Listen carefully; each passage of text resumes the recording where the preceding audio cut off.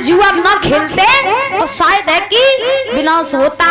तो उसी समय बताया कि जहाँ जुआ खेलता हो वहां पर कलयुग का वास होता है, और जहाँ पर चरित्रहीनता होती हो, मैया चरित्रहीनता होती हो, वहां पर कलयुग का वास होता है। जो बेईमानी का धन कमा करके लाते हैं उनका भी वहां पर भी कलयुग का वास होता है। तो ध्यान रखियो, अगर घर में कहूँ ब्लैक मनी धरी होवे तो कल सब ले आइयो, अपने अपने गद्दी पे चढ़ाई दियो, आए के सब पाप खत्म हो जी। ठीक, बोलिए गोविंद भगवान की। तो महाराज बताया जाता है कि जहाँ पर चरित्रहीनता हो वहां पर कलयुग का वास होता है।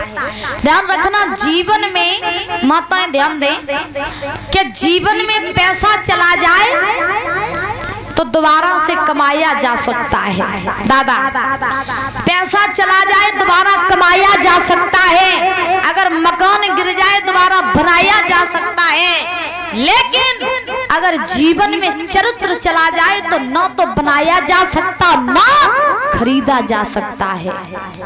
ध्यान रखना, संसार में सब चला जाए कभी दुख मत करना, लेकिन अगर एक बार चरित्र चला जाए तो सबसे अमूल्य चीज होती है चरित्र। जिस व्यक्ति का चरित्र बिगड़ जाता है उसका सब कुछ नाश हो जाता है। तो जीवन में जितना भी हो सके, जितना बचा पाओ अपने चरित्र को बचाओ, क्योंकि चरित्र अगर एक बार बिगड़ जाए तो संसार जीने नहीं देता है। ध्यान रखना, आज इधर 4 स्थान दे दिए राजा परीक्षित ने कलयुग के रहने के लिए।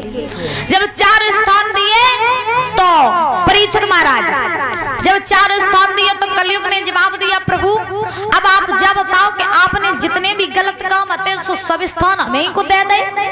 अब कोई ऐसा भी तो स्थान हमें दे दो कि कलयुग में लोग आएंगे तो कलयुग में लोगों भवसागर से लोग पार कैसे होंगे, कलयुग से पार कैसे होंगे।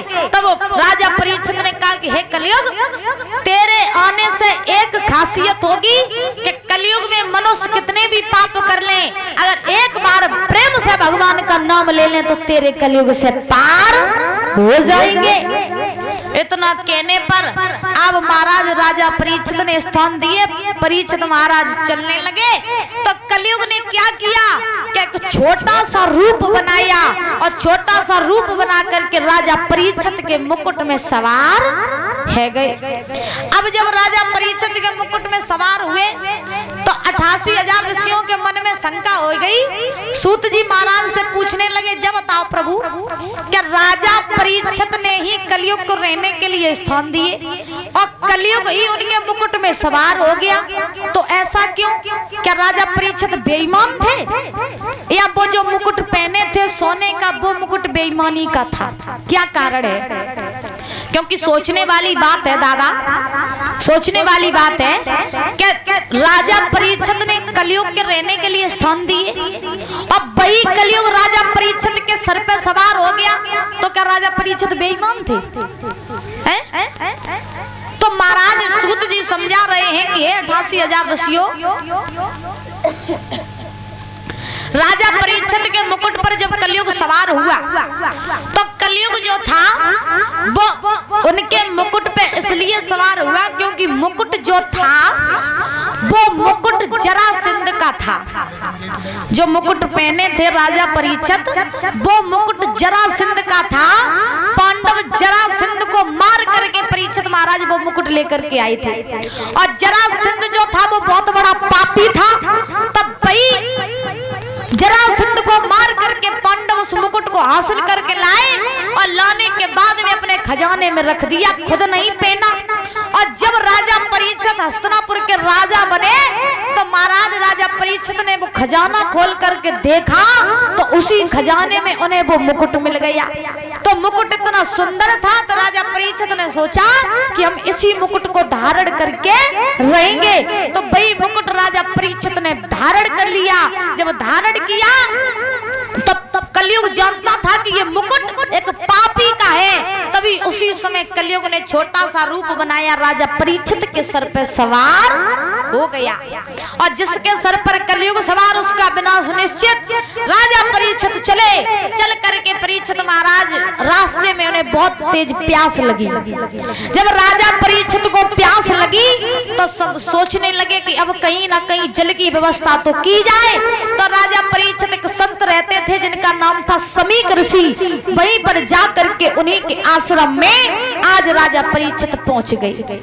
जब राजा परीक्षित समीक ऋषि के आश्रम में पहुंचे तो राजा परीक्षित ने क्या देखा कि जो संत थे वो समाधि लगाए हुए बैठे हैं, आंखें बंद किए हैं। तो राजा परीक्षित को घमंड हो गया कि मुझे देख करके इन संत ने आंखें बंद कर लीं। और महाराज राजा परीक्षित सोचने लगे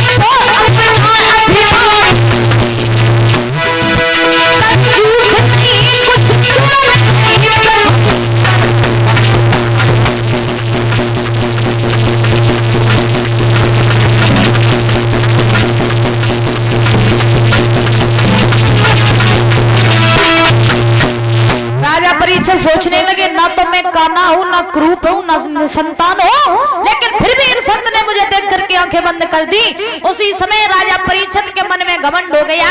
महाराज वहीं पर एक मरा हुआ सर्प पड़ा था। राजा परीक्षित ने उस सर्प को लिया और ले करके आज राजा परीक्षित ने उन संत के गले में डाल दिया। जैसे ही उस सर्प को राजा परीक्षित ने उन संत के गले में डाला तो डाल करके राजा परीक्षित तो चले गए। इधर परीक्षित महाराज कुछ लड़के थे, वो जा करके समीक ऋषि के पुत्र के पास में पहुंचे जिनका नाम था श्रृंगी ऋषि। श्रृंगी ऋषि के पास में पहुंचे तो पहुंच करके आज श्रृंगी ऋषि से कहा है, श्रृंगी ऋषि महाराज तुम यहाँ पर बैठ करके भगवान का भजन कर रही हो,